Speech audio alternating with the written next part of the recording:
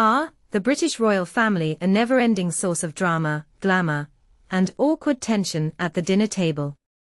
Today, we're diving into one of the most intriguing tales from behind those gilded palace doors.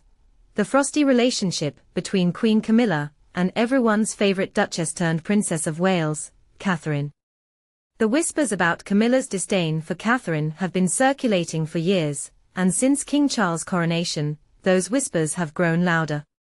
The big question remains, why, after decades of working her way to the top, does Camilla, now Queen Consort, still seem to be giving Catherine the cold shoulder?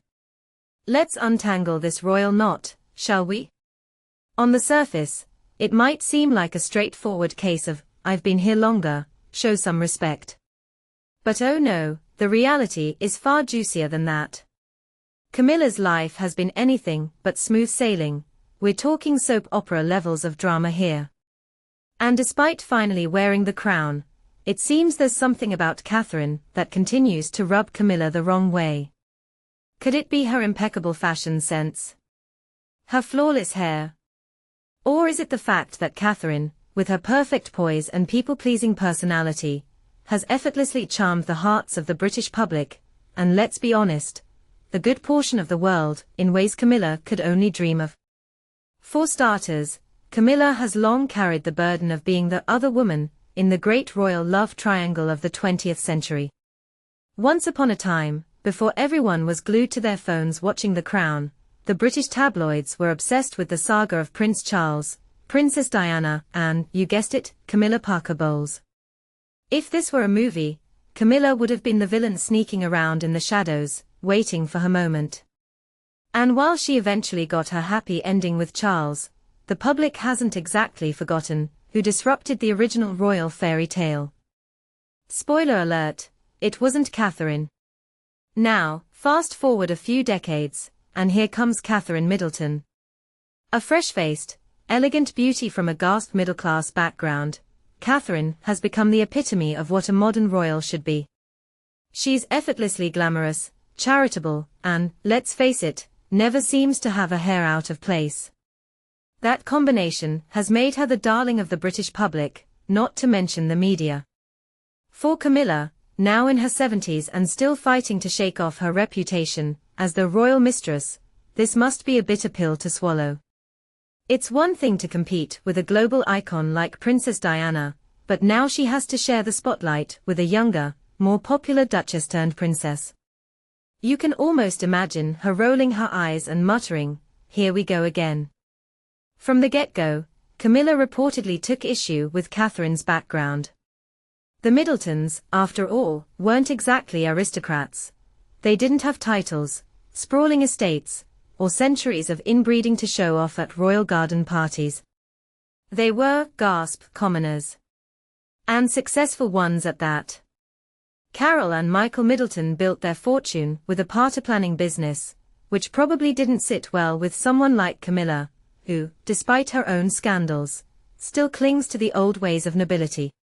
Let's just say that it's hard to impress someone who's spent their life surrounded by people with names like Earl of this and Duke of that, when you're explaining how you made your fortune selling helium balloons and paper hats.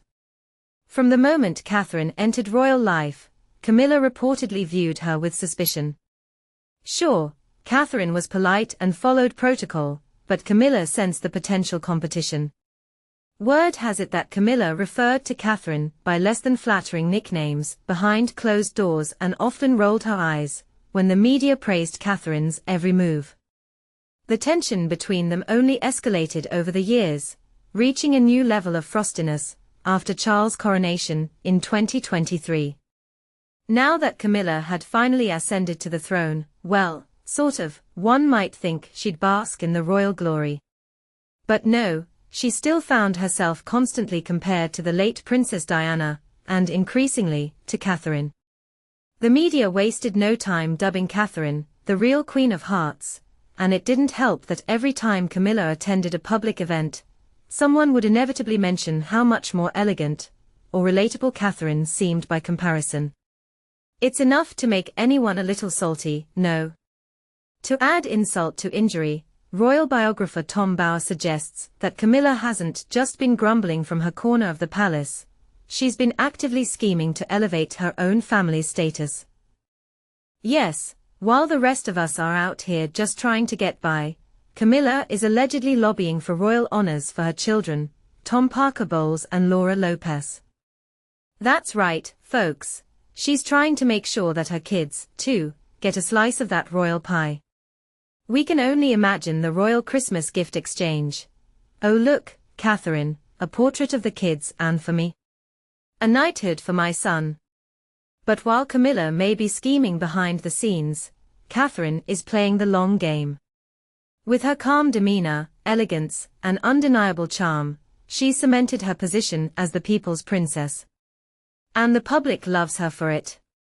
She's not just seen as a royal, she's viewed as one of the few royals who genuinely cares about the issues that matter, like mental health and early childhood development. Every time she steps out in another stunning gown or delivers a heartfelt speech, the public can't help but cheer. In the court of public opinion, Catherine reigns supreme.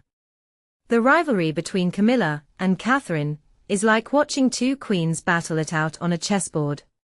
1. Camilla has spent years carefully positioning herself, maneuvering around scandals, and trying to secure her place in the royal hierarchy. The other, Catherine, seems to glide effortlessly from move to move, winning over everyone without even trying. It's no wonder Camilla is frustrated. It's hard to compete with someone who doesn't even realize they are competing. To make matters even more complicated, recent rumors about Princess Catherine's health have added a new twist to this ongoing saga.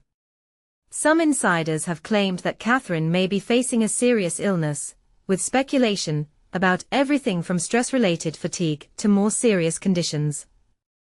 While there's no official confirmation, these whispers have added fuel to the fire. The public, of course, is deeply concerned for their beloved princess, while Camilla is reportedly keeping a close eye on the situation, perhaps wondering if this is her moment to finally step out of the shadows. Despite the health rumors and the ongoing tensions, Princess Catherine continues to fulfill her duties with grace and poise, all while raising 3 children and maintaining that impossible-to-achieve hair perfection.